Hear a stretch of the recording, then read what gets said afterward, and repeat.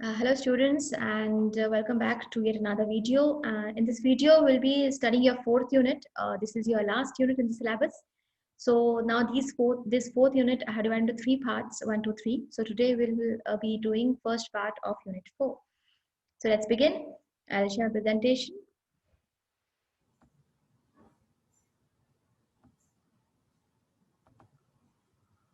Welcome to the online lectures of SN Dr. D.Y. Patil, BBA, CA and Arts Commerce Science College. Now the topic today we're going to cover is consumption function, right? So let's understand what is consumption function first. The consumption function or Keynesian consumption function, as it's called, is an economic formula that represents the functional relationship between total consumption and gross national income, right? Like to be more clear, the classic consumption function suggests consumer spending is wholly determined by income and the changes in the income. If true, aggregate saving should increase proportionally as gross domestic product GDP grows over time. So the idea is to create a mathematical relationship between disposable income and consumer spending, but only on aggregate levels. So the stability of the consumption function based in part of Keynes' psychological law of consumption, especially when contrasted with the volatility of investment, it is a cornerstone of Keynesian macroeconomic theory.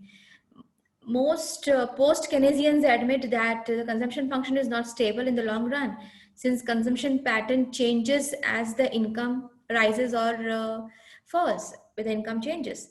So let's see how the consumption function is calculated. The formula is C is equal to A plus MT, where C is consumer spending, A is autonomous consumption, M is marginal propensity to consume, and D is real disposable income. This is how you calculate consumption function, by adding autonomous consumption to M and D, right? So the marginal propensity of consume, what it is, let's understand, is defined as the proportion of an aggregate raise in pay that a consumer spends on the consumption of goods and services as opposed to saving it. So marginal propensity to consume is component of Keynesian macroeconomic theory and is calculated as a change in consumption divided by change in income. So marginal propensity to consume is the proportion of an increase in income that gets spent on consumption. So MPC varies by income level. So MPC is typically lower at higher incomes and vice versa. So MPC is the key determinant of the Keynesian multiplier, which describes the effect of increased investment or government spending as an economic stimulus, right? So let's see how it is calculated. So MPC is equal to change in consumption upon change in income, right? So this is the formula. So let's find out that if consumption increases by 80 paisa for each additional rupee of income, then MPC is equal to 0.8 divided by 1. That is 0.8. Understood? This is how MPC is calculated. Let's understand the Keynes' psychological law of consumption. The J.M. Keynes, in his book General Theory, analyzed the consumption behavior of the community on the basis of human psychology. He propounded a law which is called psychological law of consumption.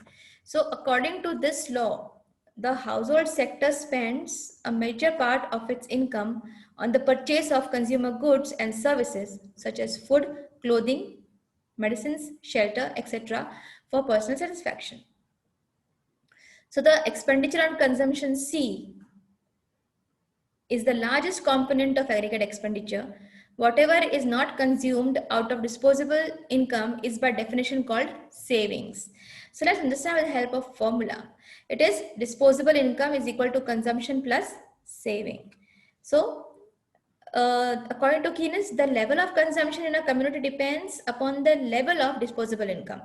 So as income increases, consumption also increases, but it increases not as fast as income. That is, it increases at a diminishing rate. So this relationship between consumption and disposable income is called consumption function. In other words, men are disposable as a rule and not and on the average to increase their consumption on their income increases, but not by as much as the increase in their income. So that's the logic. So, what are the properties of consumer behavior of a community? Let's understand. The psychological law of consumption brings out the following properties of the consumption behavior of the community. Let's understand that. The very first one is the level of consumption is directly functionally related to the level of disposable income. That is, consumption function C is the function of Y income. Second property is with the rise in the level of income, the consumption level also rises, but at a decreasing rate. Okay, it is given in the form of the formula. And the third property is as the level of income increases, the household devote a part of the increased saving. That is, change in income is equal to change in consumption plus change in savings. So these are the three properties of behavior of the community, right? The consumption behavior of the community, that how a particular community behaves in case of changes in income, and how the consumption changes accordingly. So let's understand the Keynesian consumption function with the help of a schedule and a curve. So here in front of you is a schedule. It has 5 columns. The very first column has a disposable income, second column is consumption, third is savings, fourth is APC, and fifth is MPC. APC is average propensity to consume, and MPC is marginal propensity to consume, where APC is C divided by Y, that is consumption divided by income, and MPC is change in consumption divided by change in income. So you are given three columns and you calculate column 4 and 5, that is APC and MPC. Now you put up in it in the graph. This is how the graph looks like. Now let's understand the graph. That following are the observation about the functional relationship between national disposable income and the economic aggregate expenditure. So let's understand it. At every point on the 45-degree line OY, can you see a vertical line drawn to the income axis is at the same distance from the origin as a horizontal line drawn to the consumption axis. So the 45-degree line thus is the line along which expenditure equals real income, right? So the consumption function is represented by consumption line C, and the consumption line C is positively sloped, indicating that as the disposable income increases, the expenditure in the economy also increases. So the consumption line C intercepts at y-axis, showing negative savings of $50 billion during a short period. So at point B, the consumption line C intersects the 45-degree line OY, that is saving. So at point B, consumption equals disposable income, and there is zero saving. So B is also called the break-even point, when there is zero saving, right? Where consumption is equal to income. Whatever income you have, that much you are consuming. So there is no extra disposable income in your hands to save. So left to the point B, the consumption line C is above the line Y. It indicates negative saving. And right to the point B, the consumption line C is below the income line Y. It denotes positive saving. So this is how you interpret the graph, right?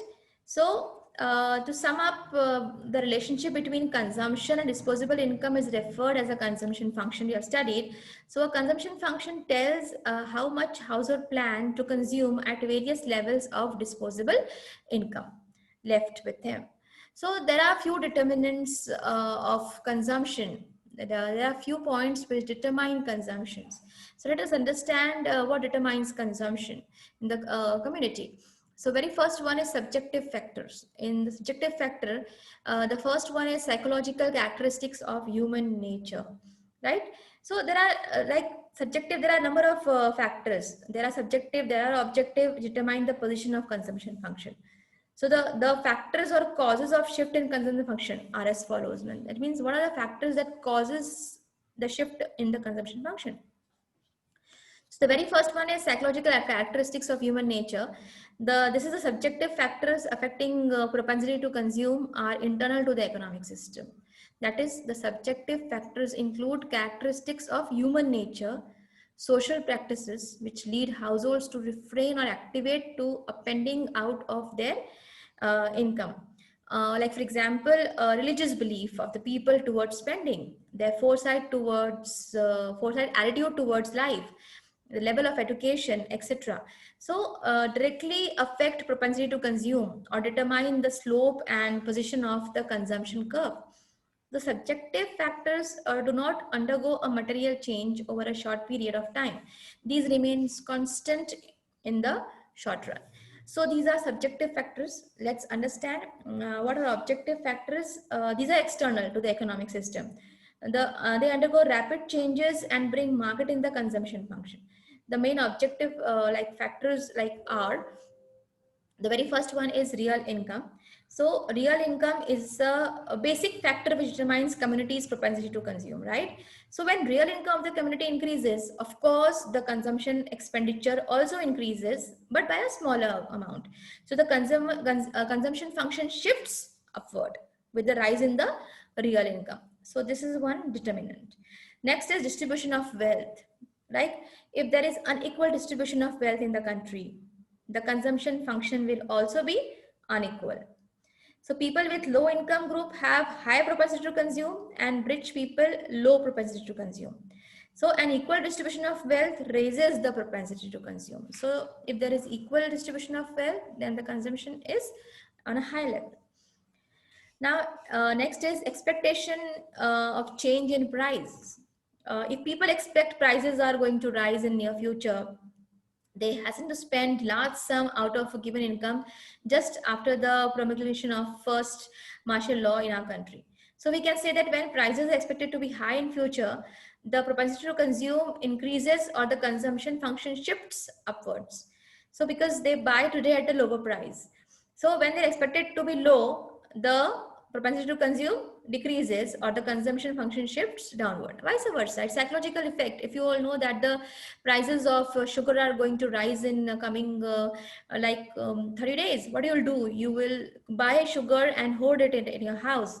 So your consumption function, right, consumption rises. And vice versa, if you heard that the prices of sugar may fall 50%, so you'll hold your consumption and you'll buy after 1 month. So the effect is vice versa depending upon the expectation of change in the future price of particular commodity. Changes in fiscal policy. Of course, taxes also play an important part in influencing the propensity to consume. So if the nature of taxes is such that they directly affect the poor people and reduce their income, then the propensity to consume is high. And if rich persons are not taxed at a progressive rate, then they accumulate more wealth. Then the propensity to consume is low. So it also depends upon the taxation policy in the country. The next is change in rate of interest. A change in the rate of interest exercises a great influence on the propensity to consume. So when the rate of interest is raised, it generally induces people to decrease expenditure and save more for lending purposes, right? They lend and earn interest. On the other hand, when the interest rate is reduced, it usually encourages expenditure as lending then becomes less attractive. So to conclude that an increase in the rate of interest generally reduces propensity to consume or shifts the consumption function downward, and in the fall in the interest rate usually helps to increase the propensity to consume or shifts the consumption function upwards, the vice versa effect, right? The next is availability of goods, the next factor, objective. Now, propensity to consume is also affected by the availability of consumption goods. If the goods are available in abundance, then the propensity to consume increases, of course. And if they are scarce and are priced very high, then the propensity to consume will decline, right? It's a normal human psychology. You can put up yourself in the situation and also you can write what you will behave, how you will behave in particular situation, how you will behave when the availability of goods is less, how you will behave when the availability of goods is in abundance. So it's basically you should think as if your decision and how it will impact you, right? The next is credit facilities. Cheap credit facilities are available in the country. The consumption function, of course, will move upward. The next is high standard of living. That is, of course, if the real income of the people increases in the country, the people adopt the use of new produce like television, washing machines, refrigerators. You want to have of a new technology, latest, you upgrade, and the consumption function is high, right? Stock of liquid goods, like if a consumer have greater amount of liquid assets, there will be more desire for the household to spend out of disposable income. So the consumption function shifts upwards, and of course vice versa effect will be there if the consumer have lesser amount of liquid assets. Now consumer indebtedness, that is in case the consumer are heavily indebted and they pay bigger monthly installments to repay the debt, maybe house loan, maybe vehicle loan, whatever, education loan, that the propensity to consume is low or the consumption function shifts downwards, and of course vice versa. So effect if they are less indebted, if they don't have that much loans to pay, if they don't have that much installments to pay every year, the effect will be exactly opposite, right? The next is windfall gains. Now what is that? If there are unexpected gains due to stock market boom in the economy, then it tends to shift the consumption function upwards. So they are windfall gains. The unexpected losses in the stock market lead to downward shifting of the consumption curve, the opposite effect, right? So the next one is demographic factors. Now the consumption function is also influenced by demographic factors like size of family, occupations, place of residence, etc. So persons living in cities, for instance, spend more than those living in rural areas, right? Because we know that in rural areas the whatever is the is very low, the spending is very low, even the vegetables, the groceries are available at a low cost than in the city area, right? So of course that it will change if you go from rural to urban areas. Your capacity to consume will change. The next is attitudes towards saving. If a community is consumption oriented, that means there will be less saving in the country. They are saving less because they are consuming more. So the consumption function shifts upwards. So in case people save more and spend less, then the effect is vice versa, that the consumption function will shift downwards. So it depends upon the attitude of the people towards savings. It is connected with the interest rate, of course. And the last one is demonstration effect. That is, if people are easily influenced by advertisements on radio and television and seeing pattern of living of rich neighbors, the level of total consumption will go up. And, right? We have studied a few of these also in law of demand, if you remember. So the demand changes depending upon the advertisement effect. If the advertisement affects you a lot, and then you purchase more, you spend more, and then your consumption function consumption will go up, of course. So you can relate these to your law of demand as well. A lot of things are like common when you study consumption function and law of demand, right? So this is all about this video, and we'll have more of the contents of this unit in the next video. Till then you revise this, because lot of concepts I took name here we have studied in the previous videos, right? So you'll have to be in touch with the previous syllabus, then only you'll understand the new concepts that I teach you in the further videos. Because if you don't understand the meaning of few words, then you would not be able to understand what I'm trying to tell you. So it's very important that you study the previous videos, because I spoke about disposable income. Now this concept I've already taught you in last video. So you have to go in a sequence and study all the videos sequentially so that you understand the concept. So see you all in the next video. Till then, keep studying and making notes. Thank you.